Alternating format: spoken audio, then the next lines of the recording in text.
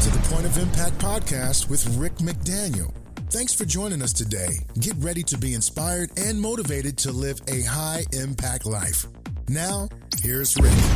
Welcome to the Point of Impact podcast. I'm Rick McDaniel. It's great to have you joining us today in this Christmas season. It's such a great time of year. People are happy. Good stuff is happening. Parties and special events and opportunities to spend time with friends and family.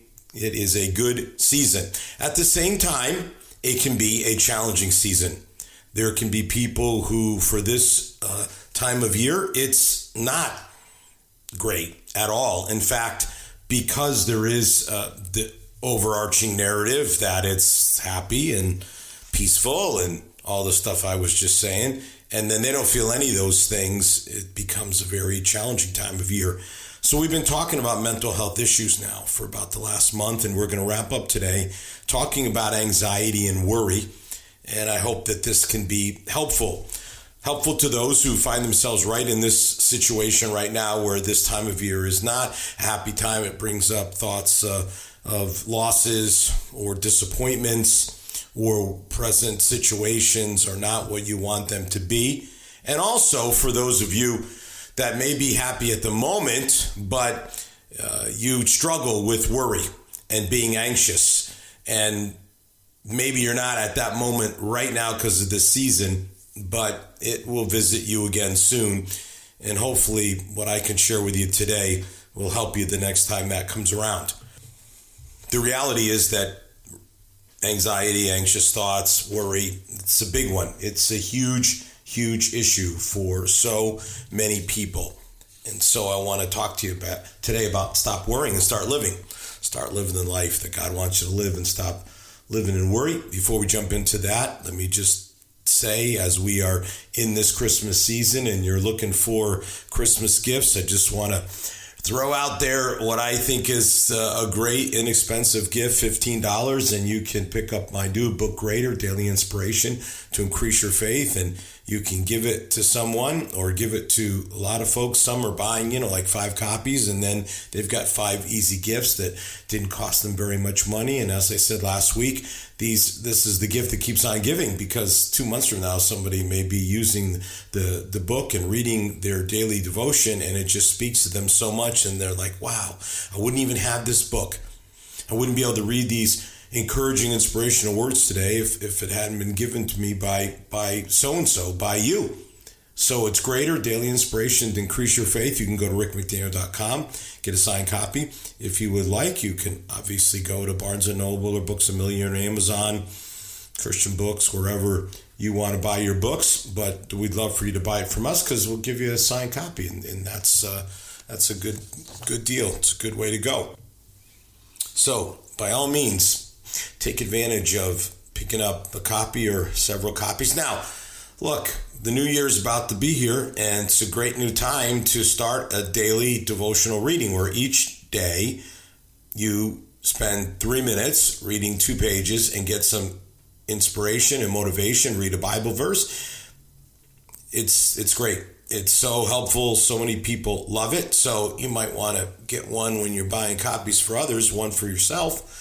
So when the new year starts, you're ready to roll on your way to a greater life. Now, I'll talk more about it as we get toward the new year.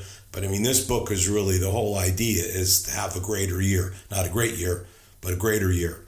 And that a greater life is waiting for you. Greater relationships and greater peace and greater purpose and greater personal growth and greater financial freedom and greater spiritual maturity. All those things and so many more, that you might become more hopeful and optimistic, believing that there's greater things in store for you. It's such a powerful, powerful message, and I'm so excited to be able to have it, share it with you, because I just think, man, this is a message that so many people need. So pick a copy up for yourself as well as those that you're getting gifts for. All right, let's jump in here today. Stop worrying, start living. How about this? Experts have made these estimates in regards to worries. 40% of what you worry about will never happen. 30% of your worries are about things that have happened in the past. So right off the bat, 70% not ever going to happen, and it's in the past, so it's nothing you can do about it now. That's 70% right out of the gate. All the worry in the world is not going to change what's happened in the past. 12% are just needless worries, mostly about health. It's just things that we get concerned about. It turns out to be nothing. 10% are just very sort of small, miscellaneous, petty things that just really are not going to impact your life in any great way. So all the way down to 8% of something that you could legitimately say you have some type of concern about. Let me just stop here and say, here's a great definition of worry. Worry is concern out of control. It's good. Say it again. Should tweet that one. Instagram it. Worry is concern out of control. So there's 8% of things that you could legitimately have concern about, but you don't have to worry about them. They're just things that you need to be aware of. 92% of things you worry about, never going to happen, nothing. Complete goose egg, zero. Something. It's a great way to just kind of frame what we talk about today. What's really going on? We're worrying about most everything that's never going to happen, just right off the bat. Here's another perspective. Getting like a layoff from your job, losing a job. Just listen to this. 40% of people, snagajob.com, 40% of people said that they actually believe the losing the job is a blessing in disguise. An additional 26% said they didn't yet see it as a blessing, but they're expecting that the layoff eventually will actually become a blessing. Now, that would be 2/3 of folks who either say already it's a blessing in disguise or it's going to be. When first informed about a layoff or a loss of a job, 35% of people reported feeling worried. So 1/3 felt worried. Quarter felt angry, and 17% felt depressed. So it's a big number there. It's not good. You know, you're talking about 2/3. So you got 2/3 who afterwards, either it's a blessing in disguise or it's going to be a blessing in disguise, versus 2/3 beforehand are either worried, angry, or depressed about the loss of a job. So the point is that many times what we worry about, and I mean a job is, losing a job, your source of income. Now that's a legitimate 8%. That's in the 8% of things to actually be concerned about that deserve your consideration and thought. And even within the 8%, and I don't know any that could be bigger than a job loss, 2/3 are ultimately going to be like, you know what? Turned out to be a blessing in disguise. So this is where we're at with worry. It is just simply something that is not what we cause it to be. All right, here's one more. Just let this sink in. If there was fog that blanketed 7 city blocks, 100 feet high, so 7 city blocks long, 100 feet high. I mean, you can't see. You can't see anything. And if you were to take that fog and change it from fog, you've got within water, you've got vapor fog, you've got liquid frozen, right? The 3 ways that water can be manifested. If you took it from its vapor fog form, turned it into its liquid form, the 7 block long and the 100 foot high fog that's blocking everything you don't know what's going on and you can't see anything, is a glass of water. Worry is like 7 blocks of fog, 100 feet high, that when we reduce them down to their real size, they're a glass of water. Just trying to make my case here at the start. You say, all right, Rick, you're going to help me out here? Yes, I've got words of encouragement for you.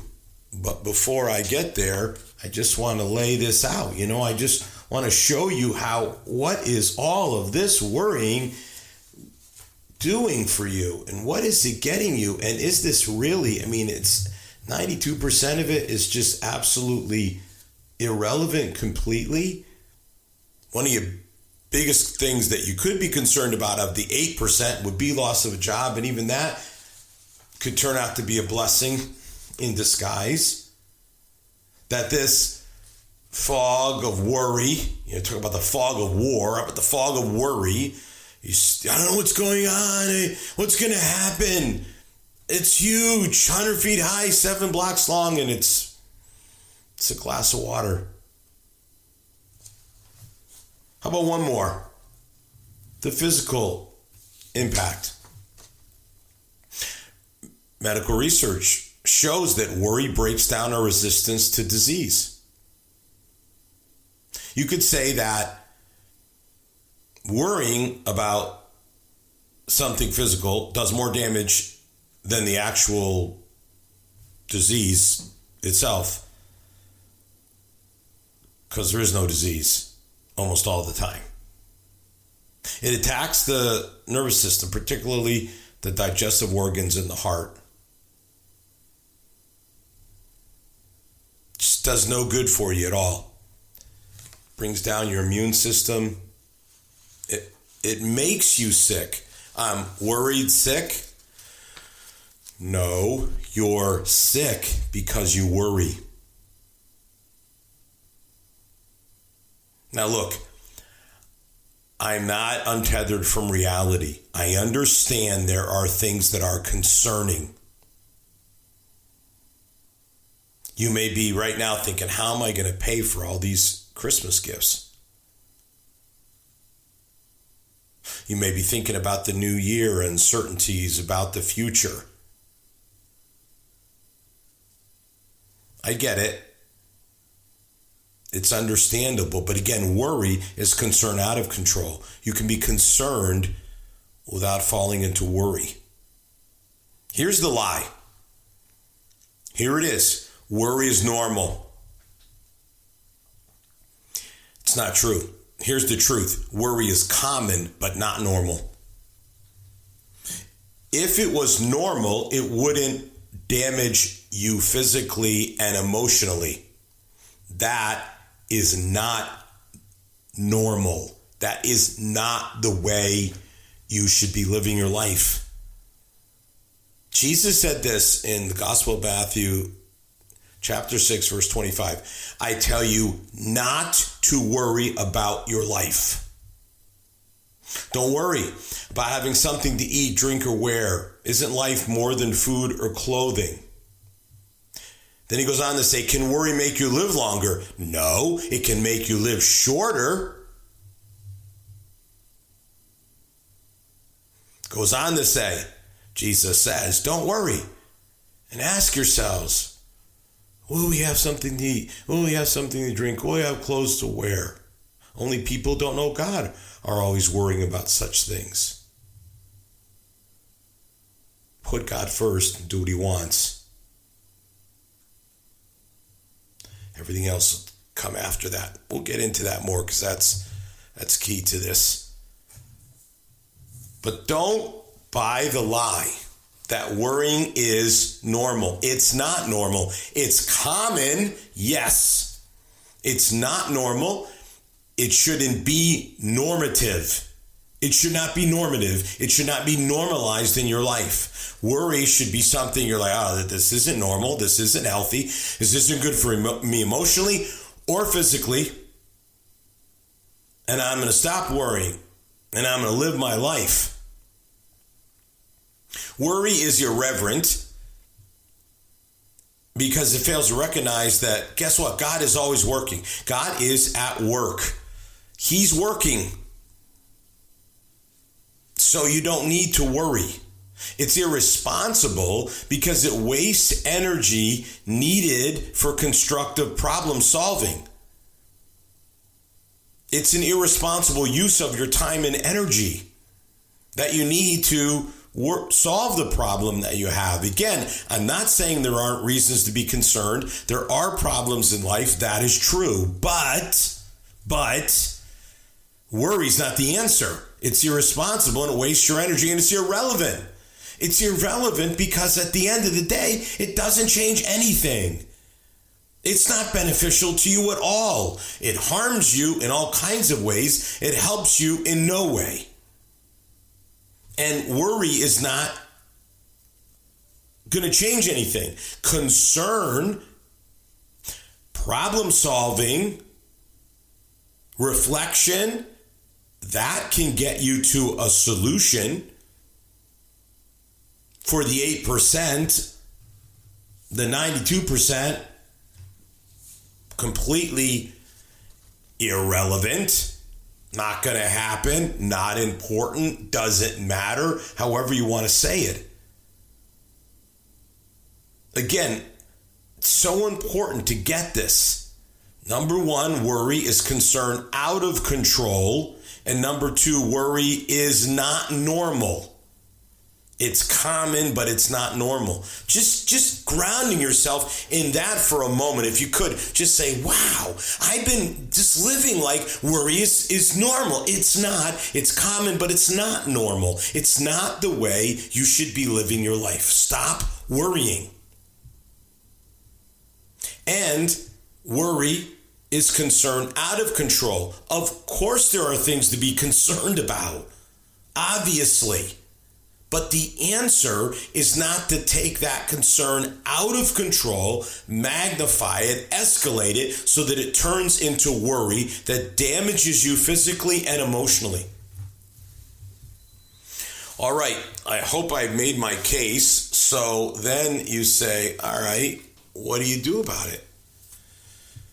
Well, what you do about it is that you recognize there are things beyond your control. Again, if you can solve it, you should problem solve. You should think about it. Is there something that you can do? And if you can, you should do it. Not out of some kind of out of control concern, worry, but just looking at something logically with perception, introspection, and reflection and say, is there something that can be done about this? Put your energy in that direction. If you can't, then something's beyond your control. Then you have one choice, and that's simply to trust God that he's going to take care of you, that he loves you, that he has a plan for your life, that all things work together for good. And that's where you land. Not worry. We've been taught, that worry is like normal, but it's not. What we need to do is release our concerns to God.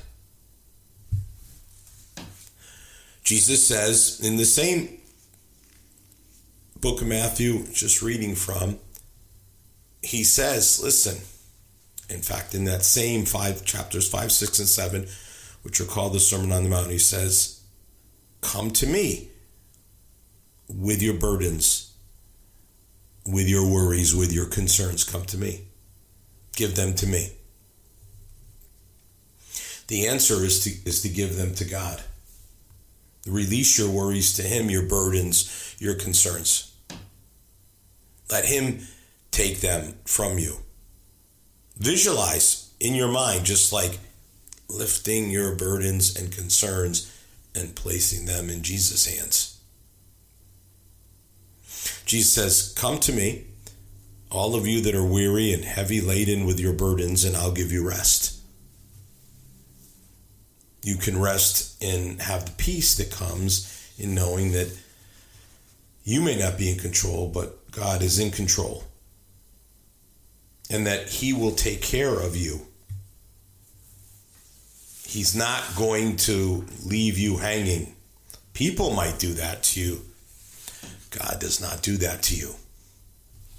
Now, you go from there, and I mean, it's like literally the next step to what I read to you just a moment ago, which is put God's work first, do what he wants, and then the other things will be yours as well. They'll be taken care of. So you get your priorities straight and put God first. Other versions of the Bible will say, seek first the kingdom of God, and all these other things will be added to you. So seek that first. Earlier in chapter 6, Jesus says, you can't serve two masters. And he's particularly talking about money, which is one of the great sources of worry for people, is finances. He says you can't serve two masters, can't serve God and money. So you serve God instead of money, and then you trust God to provide the finances that you need. When we put God first and we trust him, he gives us strength. He gives us the strength so that we don't have to be falling apart emotionally, maybe physically, manifest itself. Initially, certainly long term, it will. It will long term. There's no doubt about that. Might short term, will long term. But instead, we're just at peace. We're resting. We're being strengthened. Disciplining your mind. I mean, again, the best piece of advice I really think I can give you about this is just to grab a hold of this fact that worry is common, but it's not normal. Just take that away, this idea that worry is normal. It's not normal. Just getting rid of that falsehood, just for you to be able to say, I shouldn't be worrying. Worrying isn't normal. And again, worry is concern out of control. I can be concerned, but if it gets out of control, it turns into worry. So you can discipline your mind to say, legitimate concern about this situation, okay, but I'm not going to let it get out of control and turn it to worry. I'm not going to believe the lie that somehow worry is normal. It's common because so many people worry. Oh, I'm a worry wart, no, I'm not a worry wart, because that's not what I want to be and what I should be. That's not normal. So we get that truth in us. We understand that we just trust God. We put him first. And then we take life, as it comes, each day, one day. Most worries revolve around people dwelling on what they don't know, which is why 92% of them turn out to be nothing, because their biggest, according to the experts, the biggest amount of worries are about things that never happen. So we don't know what's going to happen, and so we worry, and then it turns out it was completely useless. I mean, let's let this sink in for a moment about the normal, okay? Think of other things in life and say, yeah, believe that was going to happen and it didn't. People would be like, what are you doing? Why would you do that? Why would you put yourself through that? Why would you fool yourself like that? Why would you lie to yourself like that? I mean, it's not good. It's not healthy, which is why worry is not normal. Because why would you put yourself through all this and then it doesn't even happen? So what was the whole point? There was no point. So you say, well, what about, legitimate problems I'm worried about? Okay, you're concerned about them. First of all, you're not worried because worry is a word that's no longer in your vocabulary. So you say, okay, I have a problem. So then problem solve it. What are you going to do about it? That's it. Like you're going to, okay, I got to decide on some type of course of action that I should take to deal with this problem and then act upon it, like actually take action in keeping with your plan, the course that you've devised for how you're going to deal with it. That's it. Like problem solve it, come up with a plan, and then implement the plan. Problem solved. Or it doesn't get solved, but you gave it your best shot, and that's all that you can be expected to do because you're not perfect and you don't know everything because none of us are perfect and none of us know everything. So much time can be spent just worrying about something versus doing something about it. You can spend 90% of your time worrying about it and 10% doing something about it, or you can spend, 90% of your time trying to figure out what you're going to do about it and doing about it, and then actually do it. Now, when it comes to the future, I am an enormous believer in planning. I am a planner. Anyone who knows me knows that I believe so much in planning. I led for years an organizations that planning was at. We had a planning retreat at the beginning of every year. I have my own personal planning that I always do. I absolutely, positively believe in the value of planning for the future.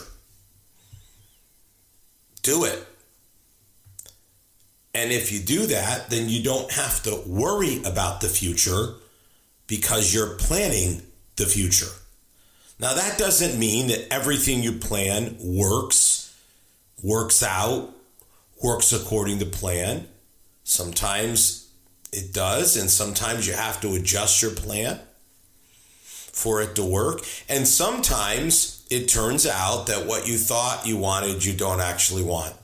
So the reason it didn't work out is because God knew this isn't what's best for you anyway. And you'll have to figure some of that stuff out on your own. You'll have to figure that out. And that can only be figured out by going through the process and seeing where that process leads.